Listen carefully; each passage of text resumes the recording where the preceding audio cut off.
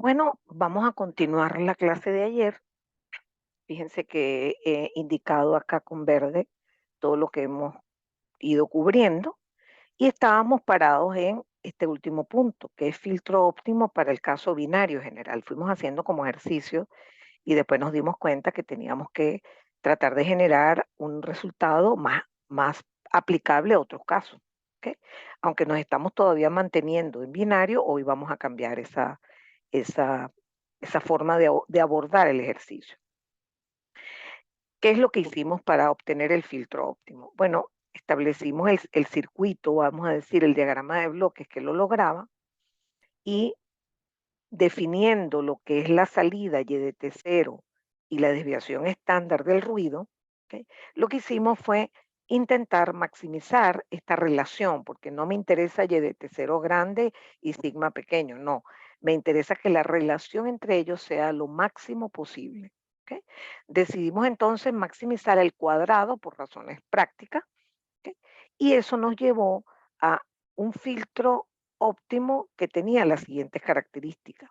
Es proporcional a la forma del pulso en frecuencia, porque esto es en frecuencia, tiene una exponencial que está asociada a un desplazamiento temporal de la respuesta impulsiva cuando hagamos la antitransformada de esto, y es inversamente proporcional a la densidad de potencia del ruido a la salida del receptor, o sea, el ruido acá. Eso es bastante entendible que el filtro persiga esas características porque lo que quiere es como, digamos, tratar bien a la señal y aplastar el ruido. ¿De acuerdo? Entonces, teniendo como herramienta la desigualdad de Schwartz, ya no hacía falta para calcular y de cero sobre sigma estrictamente pasear la señal, etcétera, etcétera, sino que podíamos igualarla al lado derecho de la desigualdad de Schwartz. Y eso nos llevó a que esto era igual a esto que está aquí. Raíz cuadrada de P de F entre Gn de F integrado. Eso nos va a dar una cifra que sería con la que entramos en la tabla de Gauss. Lo cierto es que la probabilidad de error, ¿verdad?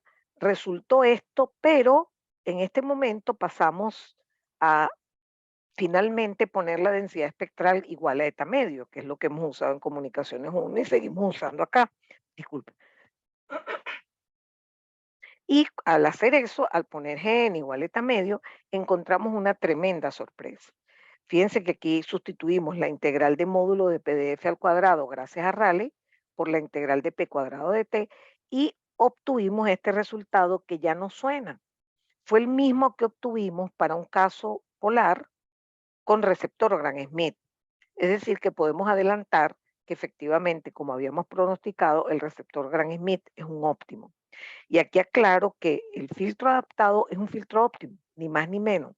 Solamente que es un caso particular del filtro óptimo cuando GN es eta medio. ¿De acuerdo?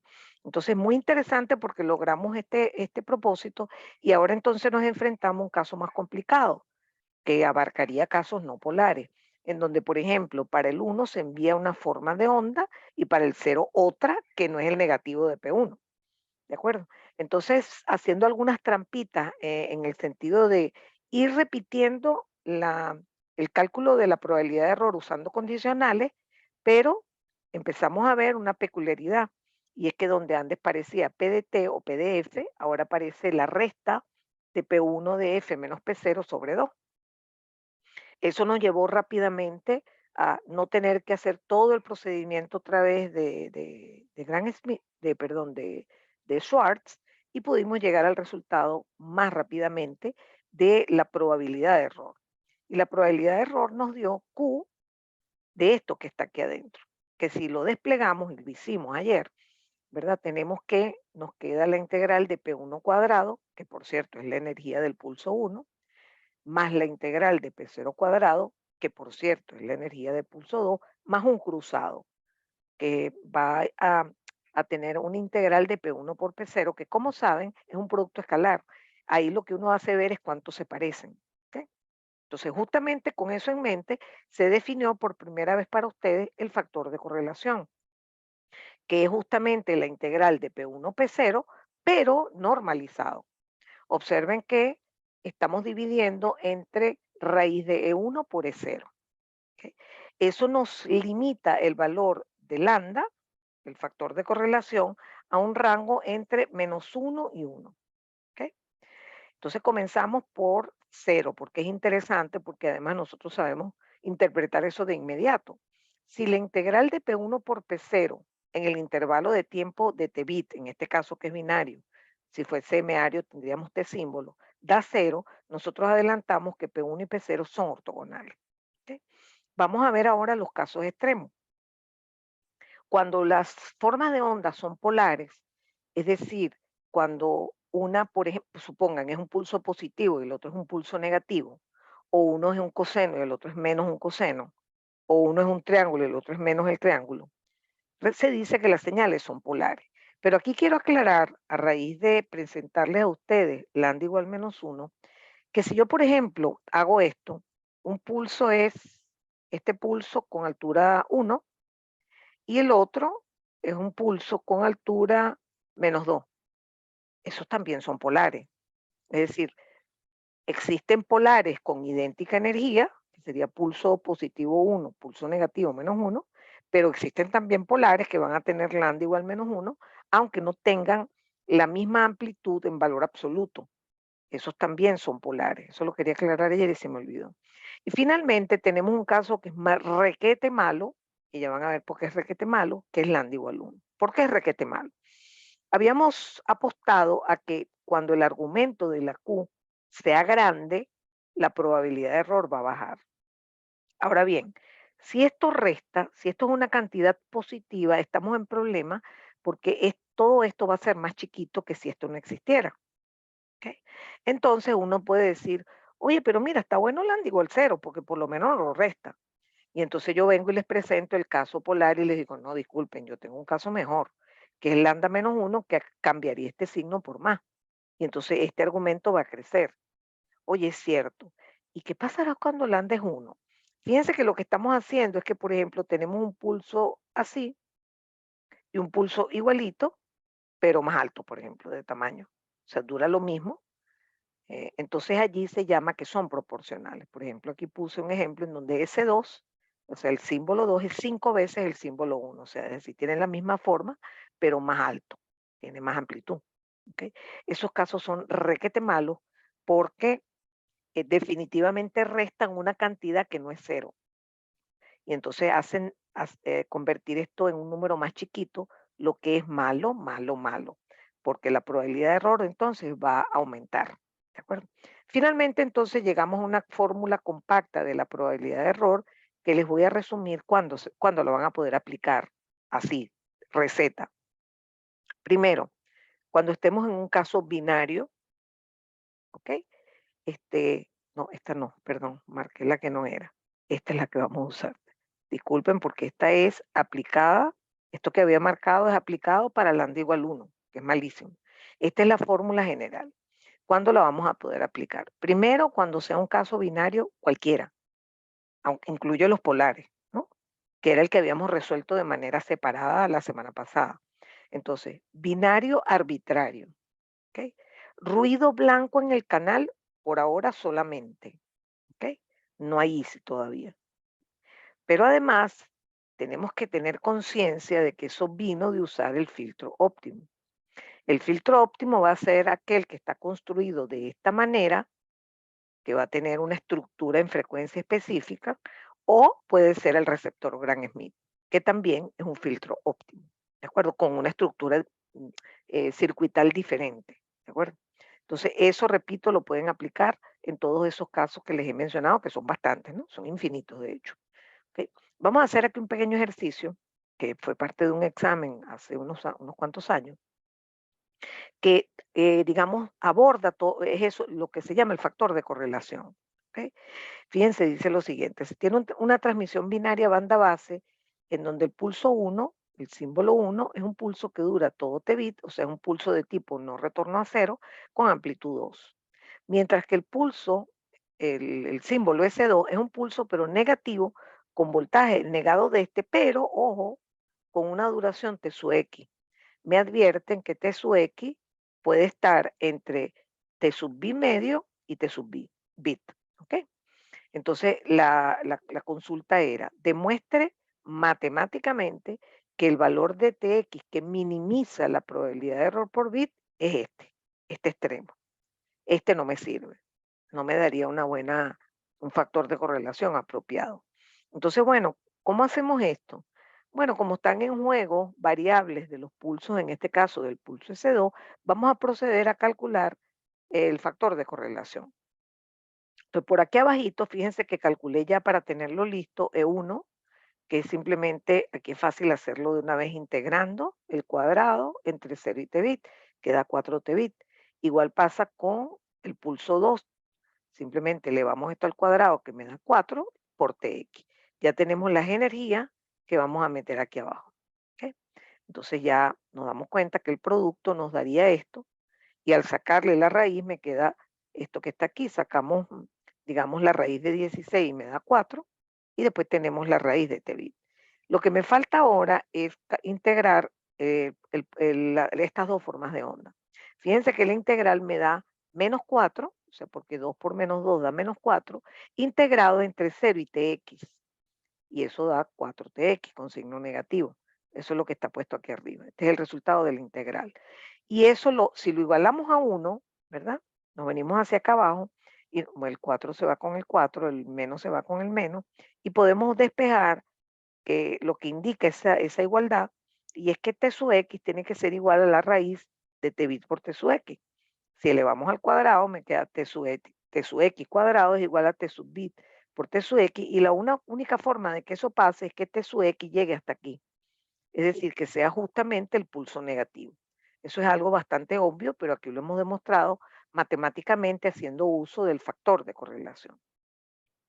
Ahora vamos a proceder, antes de avanzar con otros casos más generales, M-arios, vamos a sentarnos a trabajar un momentico con la parte de potencias en dBm, en dB vatios, y atenuaciones en decibeles. ¿Ok? Es decir, estamos cambiando el modelo del canal y le estamos incluyendo un atenuador. ¿Ok? En la práctica, ya algunas veces se lo mencioné, que en la práctica se usan mucho unidades logarítmicas, porque si usted, por ejemplo, quiere implicar que tiene una ganancia, por ejemplo, una amplificación, tiene que multiplicar por un valor. Si lo hace en forma logarítmica, tiene que sumar un valor. Entonces, igual si divide. El logaritmo convierte las divisiones en resta, las multiplicaciones en suma. Entonces, si uno tiene, por ejemplo, un enlace en donde tiene las ganancias de las antenas, las pérdidas de los conectores, las pérdidas por espacio libre, etcétera, etcétera, ahí se establece una ecuación muy sencilla de sumas y restas si se trabaja en forma logarítmica. ¿Ok? Entonces, básicamente, uno, como sabe de lo que está hablando, uno lo que dice es algo como lo siguiente. Mira, sabes que tengo un problema porque el canal me está dando una atenuación de 30 dB. Ajá. Bueno, no vamos a hacer este mismo ejercicio que está aquí. El canal me está dando una atenuación de 20 dB. Ajá. Y matemáticamente, ¿cómo lo escribe? Bueno, si usted tiene aquí algo a la entrada y algo a la salida, si hay una atenuación, esta potencia es más chiquita. Entonces yo lo escribiría así: 10 log de Pout entre Pin es menos 20. ¿Por qué menos? Porque como esta cantidad es menor que 1, porque Pout es menor que Pin, el logaritmo va a dar un número negativo. Esa es la forma de describirlo. Pero también lo podía escribir de otra manera. Podía escribir 20 log, 20 log de Vout entre Vin es menos 20 también. ¿Ok? Exactamente las dos cosas son válidas. Alguien me puede decir, ay no, profesora, yo prefiero escribirlo así. Perfecto, no hay ningún problema. Sabemos que la potencia de entrada es mayor que la de salida, este número va a ser mayor que 1 y el logaritmo va a dar positivo. Y esta cuenta va a dar matemáticamente lo mismo que esta cuando logremos encontrar la relación numérica entre Pout y Pin. ¿Cómo se despeja? Muy fácil. Se pasa este 10 para acá, ¿verdad? Se divide menos 20 entre 10, se saca el antilogaritmo, que es 10 a la ESO, y me queda este resultado. En este caso me quedaría que Pout es 10 a la menos 2 por Pin, o sea, 0.01 Pin. Otra forma de verlo es que Pin se divide entre 100. Es lo mismo, ¿no? Entonces uno va encontrando resultados razonables, pero eso sí, para valores enteros, ¿no? Es decir, por ejemplo, 10 dB, 20 dB, 30 dB son fáciles, pero yo le puedo poner una atenuación la que a mí me dé la gana. -15. Entonces usted agarra este 10, lo pasa para acá, le queda -1.5, mete en la calculadora y busca 10 a la -1.5 y le da otra relación entre Pout y Pin. Nada del otro mundo. Yo trato de evitar, digamos, complicaciones, sobre todo en los exámenes, y trato de poner numeritos más o menos cómodos para no amargarles la vida, ¿no? Pero no estoy exenta de usar porque ya ustedes son casi ingenieros, entonces les puedo poner otro valor. Entonces, fíjense que si lo hago en voltaje, la cosa cambia. Me termina dando que Vout es Pin entre 10, mientras que aquí es Pin entre 100. Y eso es lógico, porque si usted el voltaje lo divide entre 10, usted ahora eleva esto al cuadrado y Pin al cuadrado es proporcional a Pin. Entonces, Pin lo va a tener que dividir entre 100, como aparece aquí. Y eso es algo que siempre tiene que estar de acuerdo. Si usted el resultado le da que Pout es Pin entre 40, el voltaje se va a afectar con raíz de 40, simplemente porque tienen una relación cuadrática, pues, ¿de acuerdo? Entonces aquí les pongo un pequeño ejemplo de cuál es el efecto de una atenuación en una constelación, porque nosotros vamos a utilizar mucho la constelación a la entrada del receptor. Entonces, si hay un efecto de atenuación, la constelación de aquí no va a ser la misma que la transmitida. Esta es la transmitida, va a ser otra. Entonces, vamos a suponer que sigo con el ejemplo de -20 dB, la potencia se me va a dividir entre 100 y el voltaje se me va a dividir entre 10. De manera que todos los numeritos que están aquí se dividen entre 10. Y miren cómo me queda la constelación. Fíjense que la traté de amuñuñar para que ustedes empiecen a sentir que eso es malo, porque en la medida que los símbolos se acercan en un diagrama de constelación, implica que su fortaleza frente al ruido va a disminuir. Entonces, eso es algo que es obvio. Si hay atenuación, baja la potencia, usted va a tener más chance de equivocarse, pues, ¿de acuerdo? Eso ya lo hemos aprendido bastante bien, lo he repetido bastantes veces y lo voy a seguir repitiendo hasta el último día de clase. Entonces, en este momento, les voy a decir algo que es súper útil, pero súper útil, que es darse cuenta que si usted por casualidad usa un receptor Gran Smith, una de las cosas más importantes y que además forman parte de preguntas de exámenes es encontrar los voltajes a la salida de, en este caso, dos ramas. Puse el de dos ramas porque en este ejercicio en particular hay dos ramas, porque hay dos bases, un sub 1 y un sub 2. Entonces, algunos ejercicios dicen, bueno, determine los posibles valores de Y1 y Y2 y con eso defina los umbrales de comparación para poder saber si era el símbolo 1, el símbolo 2, el símbolo 3 o el símbolo 4. ¿Ok? Muy bien. ¿Qué es lo que hace el receptor Logan-Smith? Llega un símbolo, vamos a suponer que le llega el símbolo 1, ese símbolo que tiene una forma de onda específica, se multiplica por otra forma de onda específica, que es la base 1, aquí queda una señal que se integra, aquí queda otra señal, y al final, normalmente al final del intervalo de tiempo, que en este caso este símbolo, porque es gemeario, yo pellizco y agarro el valor. ¿Ok? Entonces, específicamente, ¿qué pasará cuando tengo el símbolo 1 y el ejercicio es este? Usted se da cuenta que lo que persigue el receptor Organ-Smith es encontrar la coordenada de cada símbolo en función de las bases. Por ejemplo, el símbolo 1 está ubicado aquí. Ya me voy a dedicar a esta constelación porque tiene que ser ya tomando en cuenta la atenuación. Entonces, si entra este símbolo, lo que va a pasar es que este circuitico va a buscar la proyección en un sub 1 y en un sub 2.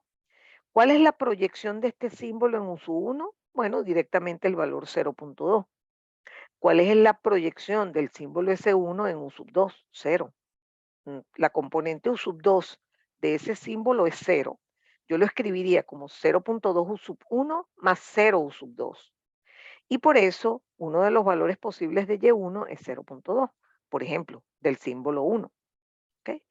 En cambio, cualquier otro de los tres símbolos que faltan tiene componente U sub 1 nula.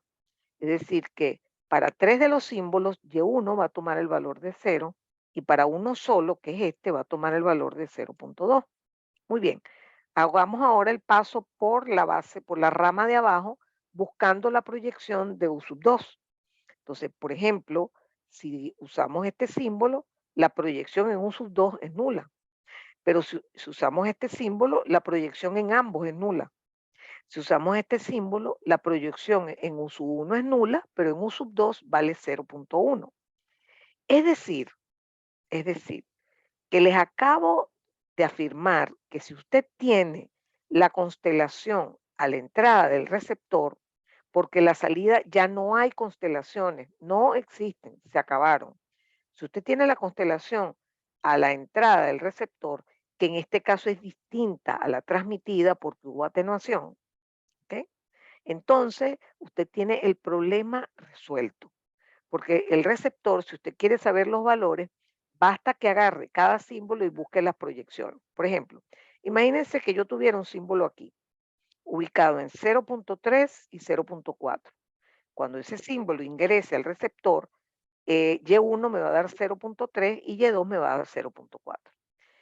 Ustedes saben el tiempo que uno se ahorra calculando estos valores Y1 y Y2 sin tener que agarrar la forma de onda, multiplicarla, integrarla. Es un horror. Entonces, claramente, el poder estar seguro que, aunque aquí ya no hay constelación, los valores numéricos que se obtienen aquí son las proyecciones de los símbolos en la constelación a la entrada del receptor. Esto no se les puede olvidar, porque puede cambiar que usted pueda hacer un ejercicio en 1 hora a hacerlo en 5 minutos. ¿De acuerdo? Poder usar ese tip. Así que no lo olviden. Vamos a hacer un pequeño ejercicio que es bien raro, de esos ejercicios locos que a mí me encantan, que fue, como se dan cuenta, en diciembre del 2006. Y aquí tenemos esta constelación que ya trabajé. Entonces, fíjense que ya, en este caso, uso la misma atenuación, o sea que parte del ejercicio ya lo hice aquí. Ya tengo la constelación a la entrada del receptor, la constelación aquí, y esta misma todo el mundo dividió entre 10. ¿Ok? Bueno, fíjense esta cosa loca. La base U sub 1, miren cómo es. Es un medio pulso, ¿verdad? Y aquí nos damos cuenta de algo bien interesante, que esto, este bit, o mejor dicho, este símbolo, que lo taché. Esto, este símbolo, porque fíjense que la rayita llega hasta ahí, y si no se convence, vea este. O sea, este símbolo es 10 a la menos 4. Eso nadie me lo dice, usted lo lee. ¿Ok? Y después, si usted tiene paciencia y no confía en mí, calcula la energía de esto a ver si da 1 y calcula la energía de esto a ver si da 1. ¿Ok? Pues mire, sí da 1. ¿Ok? Entonces dice, se tiene una señal banda base cuya constelación y sus bases se observan en la siguiente figura. Estas son las bases, esta es la constelación. Dicha señal, adivinen, se envía por un canal que la atenúa, aunque aquí no sale, aquí dice que aquí ya llega la señal atenuada y con ruido sumada. Se le suma ruido blanco gaussiano de media cero, como siempre, y finalmente se recibe esa señal con un receptor óptimo Gram-Schmidt, de tipo Gram-Schmidt. Yo suelo llamarlo en los exámenes así, RX de receptor, GS de Gram-Schmidt. ¿Ok? Entonces, aquí aclaran que cada T sub S se cierran estos switches y se toman los voltajes a la salida. Luego se decide, ¿verdad?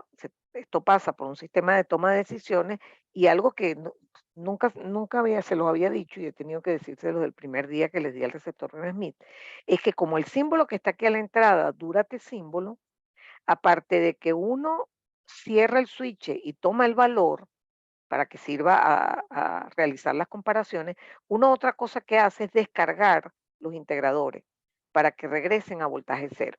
O sea, los resetea, pues. Eso es importante para que para el próximo símbolo no tenga una carga acumulada. ¿Ok?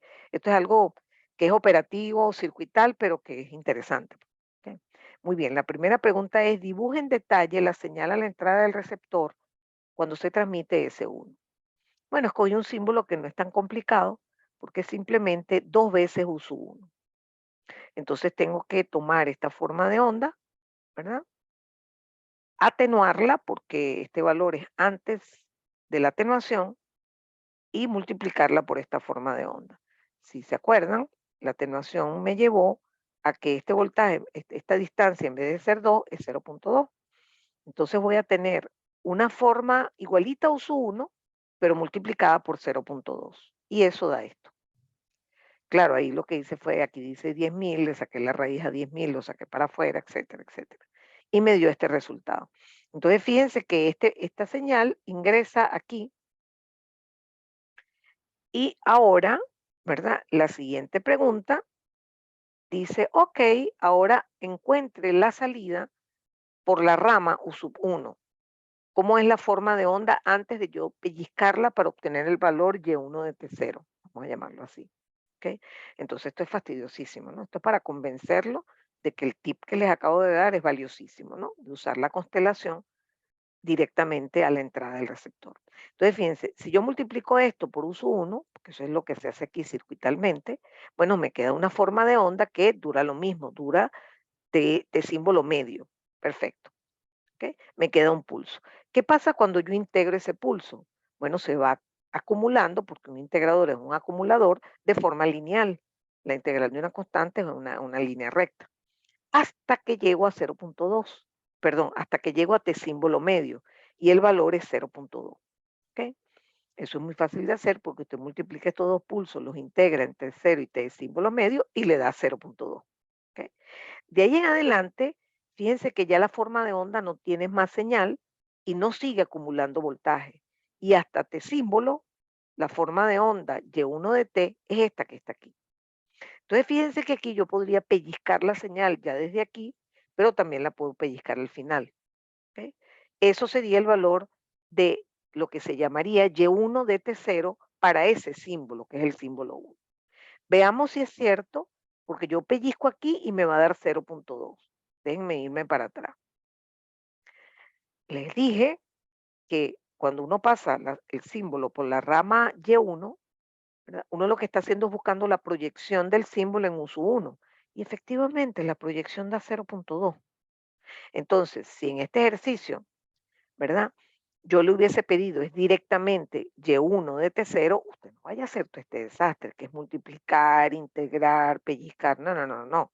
Usted va a la constelación y lee el valor, perdón, lee el valor que está aquí. ¿De acuerdo? Importantísimo. Ok. Entonces, ahora vamos a la tercera parte y última del ejercicio que dice lo siguiente. Suponga que apagamos la señal transmitida y obtenemos a la salida del receptor 1 milivatio, en cualquiera de las ramas, en esta o en esta.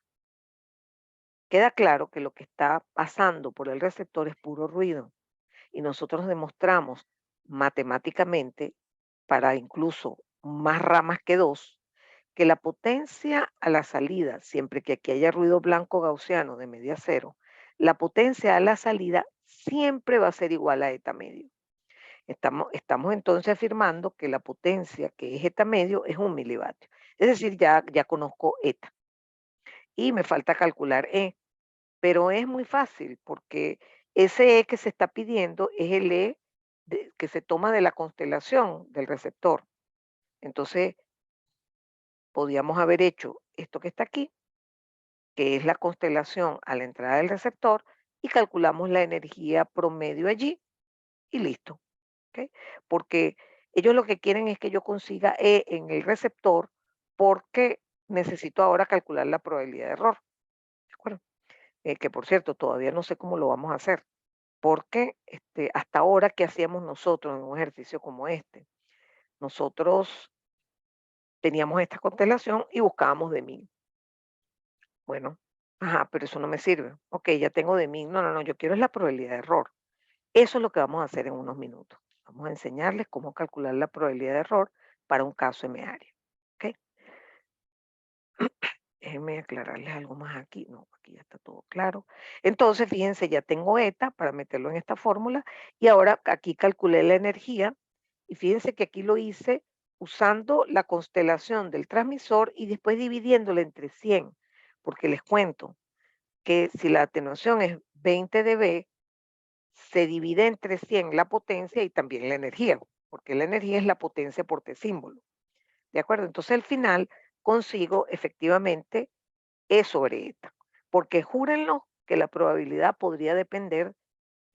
error podría depender de E sobre eta.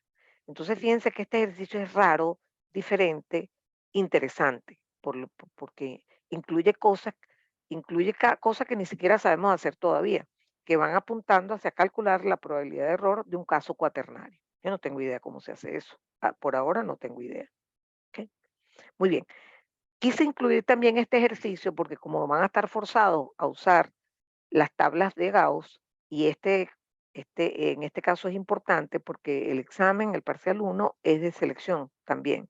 Y entonces yo les ofrezco varios resultados, igual que el quiz de ayer, y siempre les pongo por cualquier cosa, porque todos somos seres humanos, ¿verdad? Usted hace su ejercicio y usted le da un valor.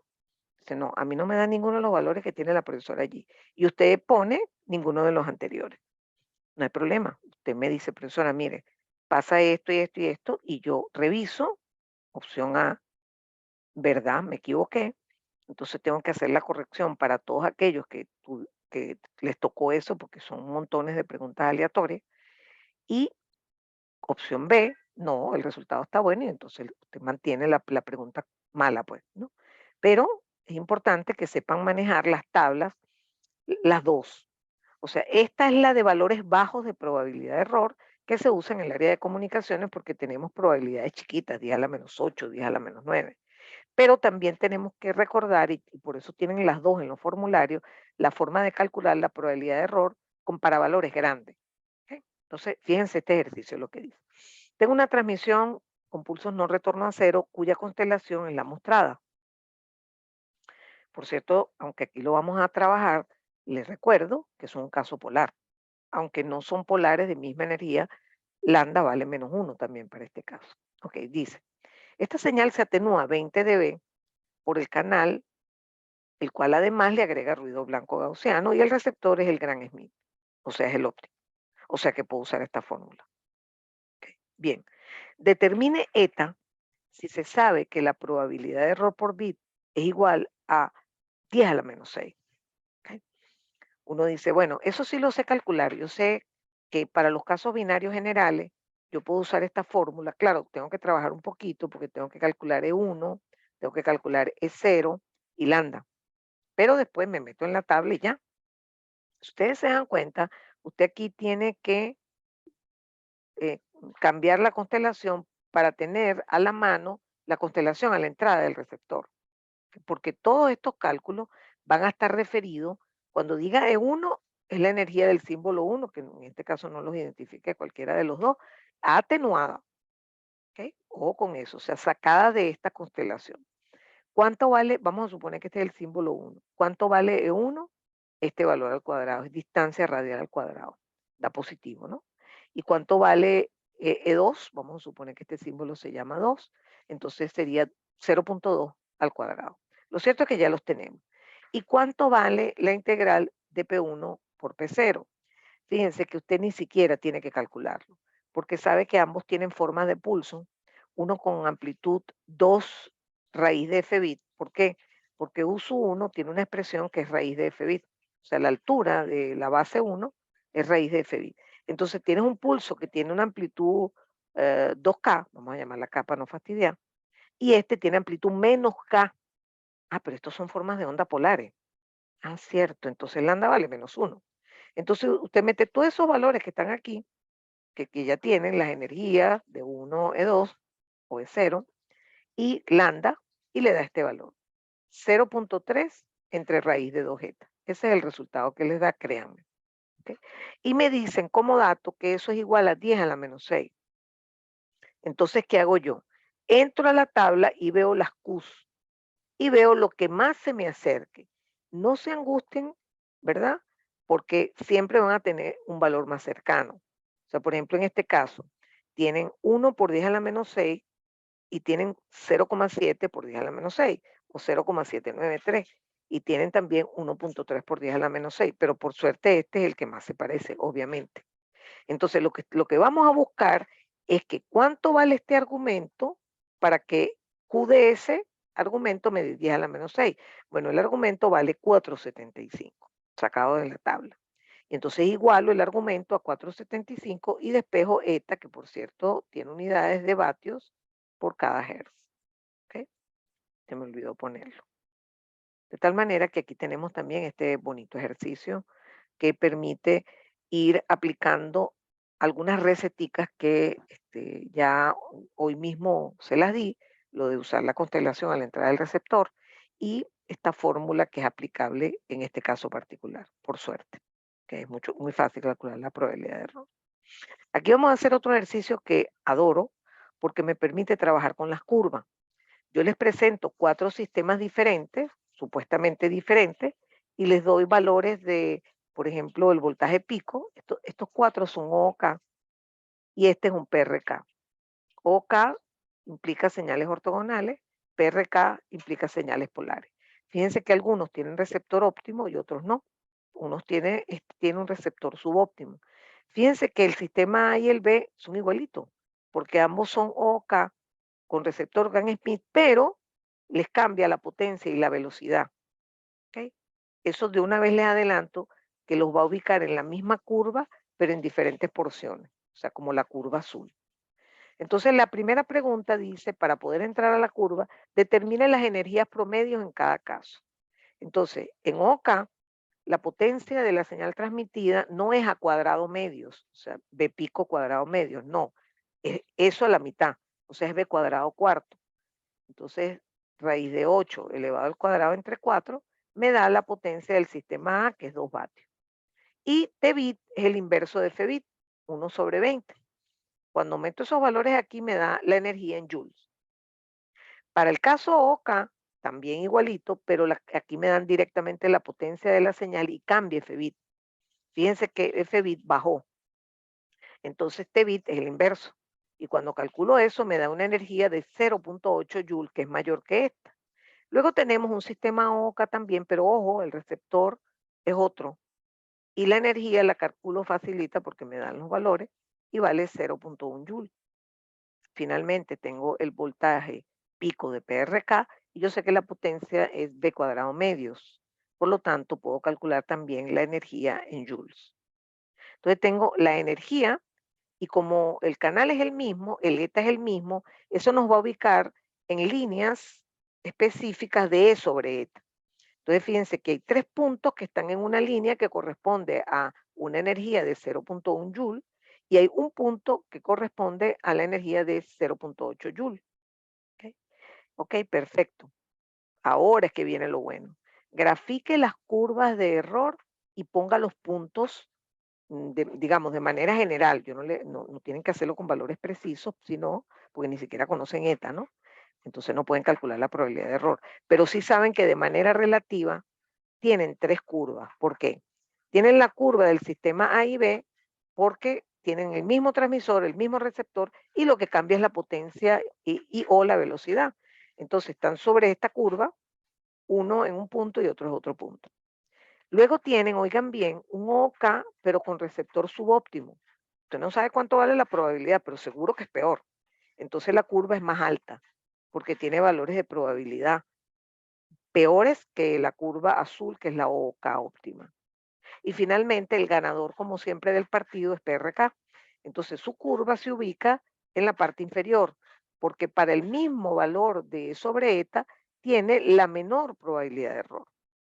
Entonces, fíjense qué interesante es este ejercicio y con esto ustedes se dan cuenta que si usted no maneja todo lo que fue para el quiz 1, se le va a complicar, por supuesto, la cosa, porque ahora encima va a pasar la señal por canal, ¿verdad? Que la va a afectar y va a tener que usar un receptor X y va a tener que calcular probabilidad de error. O sea que el problema se ha ido complicando.